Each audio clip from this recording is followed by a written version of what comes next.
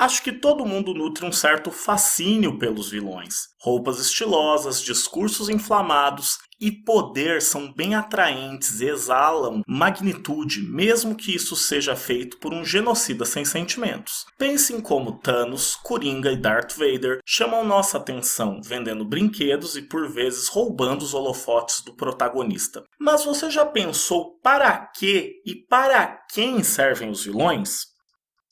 Este é um episódio do Leitura Pergunta, coluna sazonal do podcast Leitura do Intervalo. Meu nome é Márcio Botelho e estou aqui para explorar algumas questões, sejam elas profundas, sejam elas óbvias, e sempre a partir de uma leitura que você pode fazer também. Seja muito bem-vinda, seja muito bem-vindo.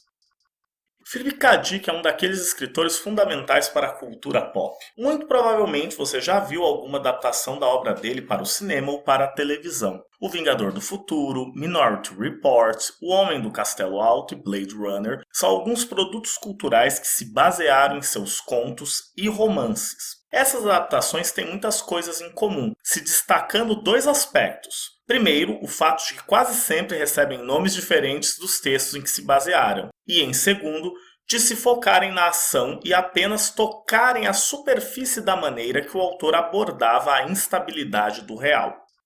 O Dick, vou chamar ele assim para facilitar, nasceu em 1928 e começou a publicar os primeiros textos nos anos 50. Sua produção aconteceu em um mundo que tinha passado por 2 guerras mundiais, uma crise do capitalismo em escala global e no qual 2 superpotências se equilibravam em uma corda bamba que poderia levar à autodestruição mútua. A maneira como o escritor encontrou para lidar com isso foi através da ficção especulativa, um nome mais acadêmico e preciso para falar daquilo que comumente nós chamamos de ficção científica. Mas não pense em naves espaciais, impérios galácticos e espadas de energia, pois esse não era bem o estilo da obra de Dick.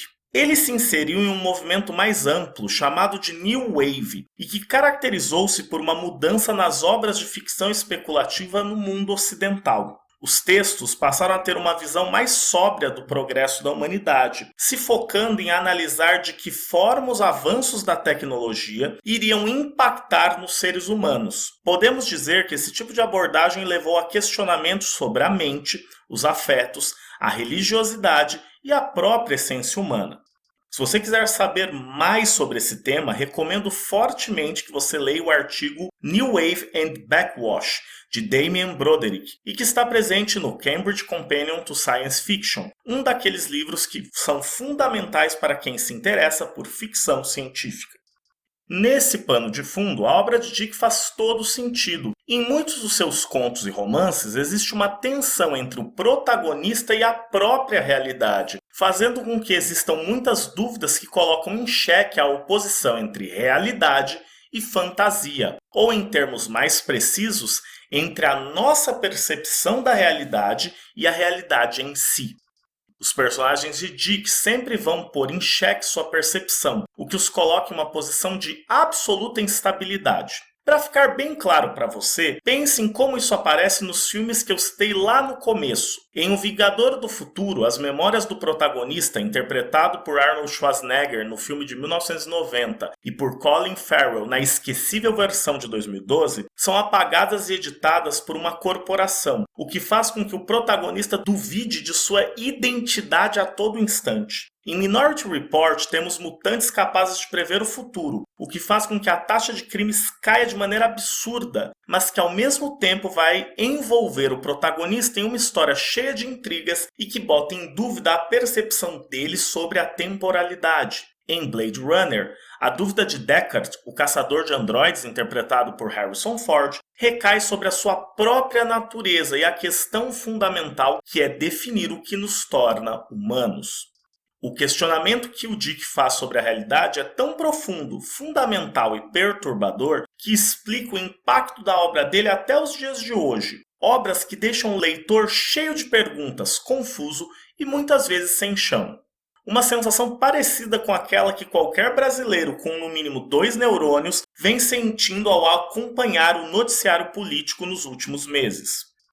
Como sabemos desde a Grécia Antiga, e aqui vai um agradecimento nosso para o Aristóteles, a ficção é maior que a história. Na ficção, o mundo criado pelo autor tende a ter um sentido. Os acontecimentos, personagens e locais se organizam de uma forma mais racional e previsível em comparação com a realidade em que vivemos, na qual aquilo que acontece nem sempre parece ter qualquer razão para existir. O mal, e quem encarna essa maldade, no caso o vilão, possui um sentido dentro da ficção. Destrói a ordem estabelecida, ataca o modo de vida das pessoas, almeja ascender através de métodos escusos e atazana a vida do protagonista/herói. Narrativamente, o vilão cumpre um papel naquele universo imaginário, contribuindo para a organização deste mundo e para o seu sentido. Claro que o Dick usa os vilões em sua obra. Entretanto, esse uso vai ser mais complexo do que aquele que vemos na média dos outros textos de ficção científica. Particularmente, eu gosto muito da maneira como ele constrói a figura do mal em Se Bene Semole Não Existisse, conto escrito em 1963 e que foi traduzido e lançado no Brasil dentro da coletânea Histórias de Robô, volume 3, da LPM Pocket. Na narrativa em terceira pessoa, somos apresentados a um planeta Terra que foi destruído por uma guerra atômica e que, com a ajuda de um governo humano de outro sistema solar, está passando por um processo de reconstrução. Uma espécie de inspetor chamado Peter Hood tem por missão fiscalizar essa reconstrução e investigar quais as causas do conflito que devastou a Terra. Durante seu trabalho de investigação, ele resolve ligar o jornal homeostático, uma espécie de máquina que é capaz de captar os fatos mais importantes e transformá-los em texto, automatizando a escrita e informando as pessoas. Com o passar do tempo, a máquina começa a apresentar defeitos, criando textos sobre eventos e pessoas que não têm equivalência no real. O ponto comum entre essas reportagens é a figura de Bene Semole. Esse sujeito parece ser um líder populista, nacionalista e que incitava uma escalada armamentista na sociedade. Obviamente, o personagem foi inspirado em Benito Mussolini, numa época em que não havia revisionismo sobre o fato de o fascismo ser uma atrocidade. As investigações de Peter Hood, o inspetor responsável pela Terra, o levam a crer que a máquina não enlouqueceu, mas que está reproduzindo fatos do passado e, mais do que isso, está produzindo as pistas que mostram quem são os responsáveis por ter levado a Terra a um apocalipse atômico. Com essa conclusão na cabeça, Hood e seus apoiadores iniciam uma caça às bruxas, tentando prender e julgar os remanescentes do grupo de Bene Semole. A reviravolta no enredo acontece quando o narrador revela para nós, leitores, o fato de que um grupo de políticos da Terra está manipulando a máquina produtora de relatos. Bene Semole e seus apoiadores nunca existiram, são apenas um mal fabricado, um fantasma que vai ser perseguido e que receberá toda a culpa pela situação vivida no planeta Terra.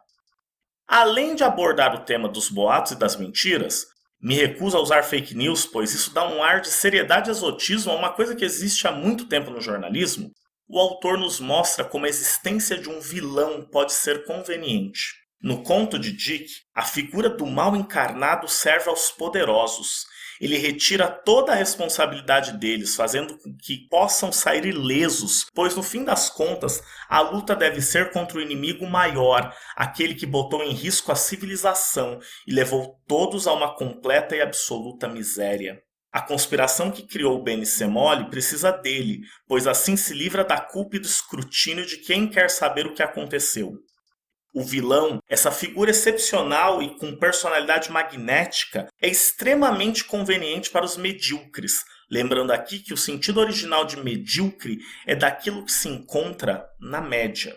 Pensando na nossa atual situação, aquela que deixa o brasileiro com 2 neurônios sem chão, é possível dizer que um vilão também é muito conveniente na nossa realidade. Ele retira as responsabilidades dos covardes, daqueles que deveriam fazer algo, mas que preferem apontar o dedo e dizer que não têm poder porque são perseguidos por esse mal imaginário. Um bando de responsáveis, ou melhor dizendo, um bando de vagabundos que torce para que a história do vilão criado pela máquina cole, para que eles não tenham que fazer nada em relação à situação caótica do nosso presente.